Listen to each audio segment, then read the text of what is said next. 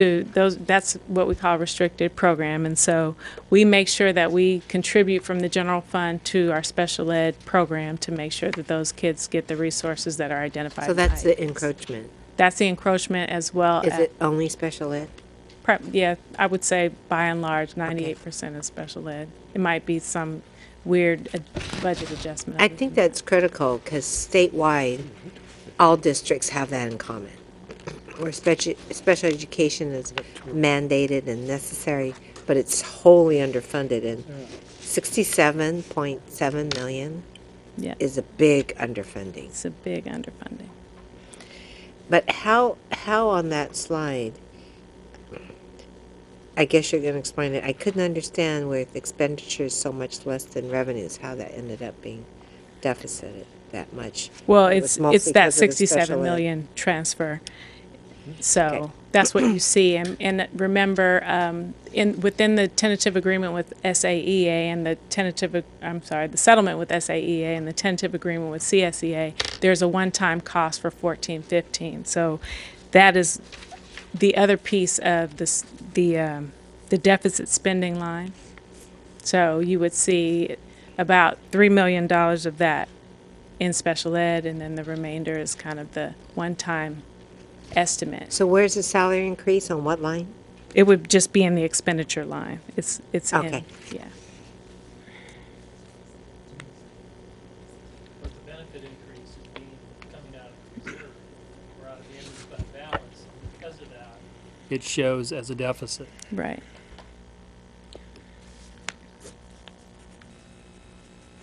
So you have projected ending fund balances for other funds. All other funds are solvent. Basically, you'll see the wind down of Measure G and some of the facilities projects that we've been completing on a regular basis when you look at funds 25, 35, and 40, and 49.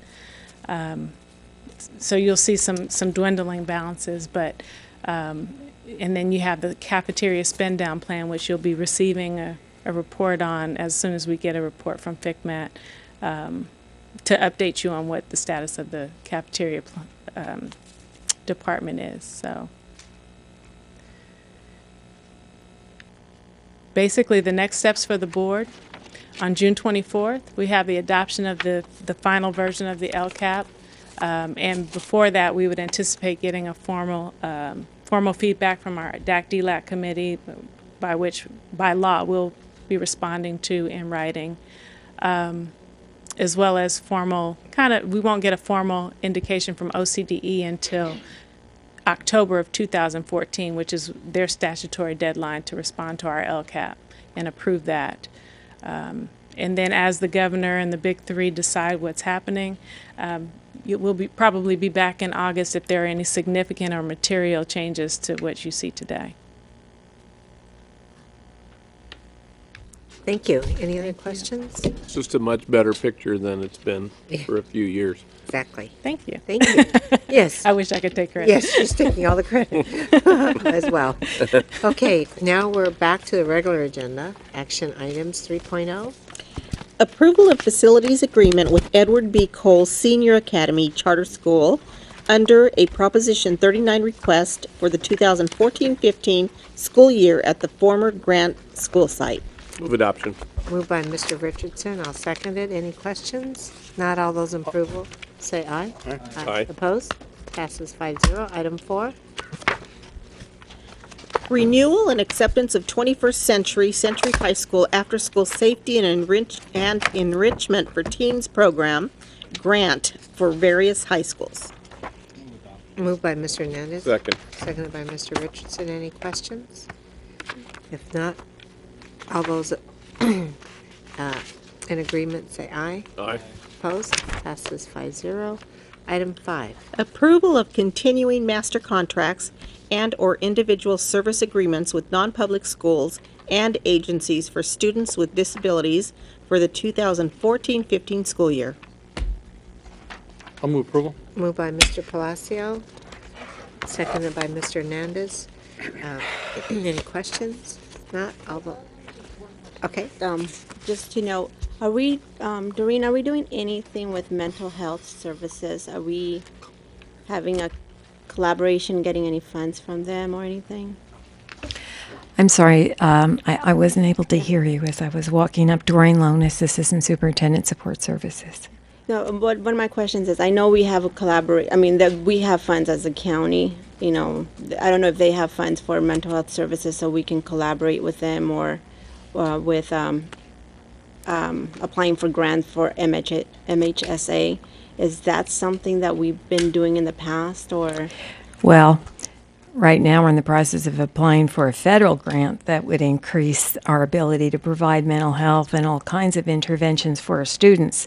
And the collaboration with the Orange County Department of Education has been through the passage that the board passed at the last agenda when you approved our mental health services. You know, the sting has been, as you have mentioned, our inability to directly access Prop 63 mental health funds. That is a sting, and that's a sting statewide. And so in our exploration, it seems that there is, it would require a change in legislation for us to directly access those Prop 63 funds. Oh, okay, just wanted to know. Thank you. You're welcome. Might it require even more than legislation since Prop 63 was approved by the voters? I mean, it might be more than legislation. Well, I did some research on that, and I was told by people that are experts in Prop 63 and the original legislation that it would take a 2/3 vote of the legislature. And your point, Mr. Richardson, is well taken. I can only say that's what I had been told by School Services of California. Okay. Okay. Okay, are we ready to vote? All those in favor, please say aye. Aye. Opposed? Passes 4-0 with Mr. Hernandez out of the room. Item 6. Approval of submission of developing knowledge about what works to make schools safe grant application for 2014. Is there a motion? So, I'll make a motion, but Yeah. I'll second it. And Moved by Mr. Palacio, seconded by Mr. Richardson, and then we both have questions, so. Ms. Iglesias, response to your question. Who's going to be This responding? particular grant request, it might have extra money for school resource officers and mental health staff. So if this grant goes through, there'll be more resources for that area. This grant is for 36 months for $5 million.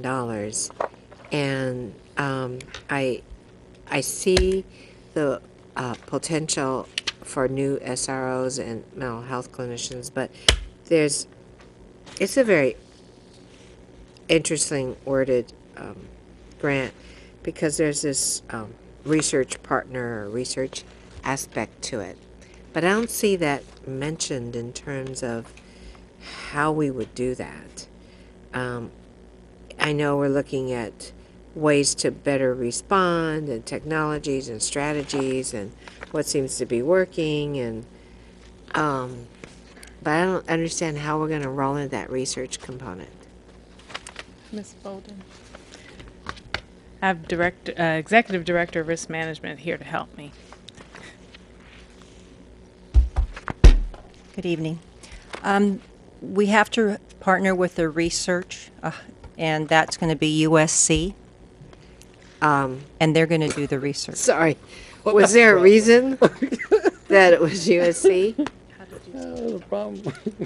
We selected USC not because of their sports program or anything, because we're trying to write a grant where they'll read and they go, oh, USC, they're higher education. We also have a relationship with them on the STAT grant already, the simulation for threat assessment grant that What the board. department would you be working with?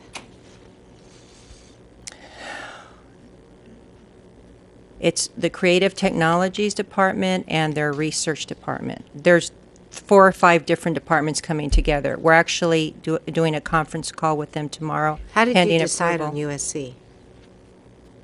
I'm serious. There's a lot of major research institutions in the local area. I think it's based on the prior relations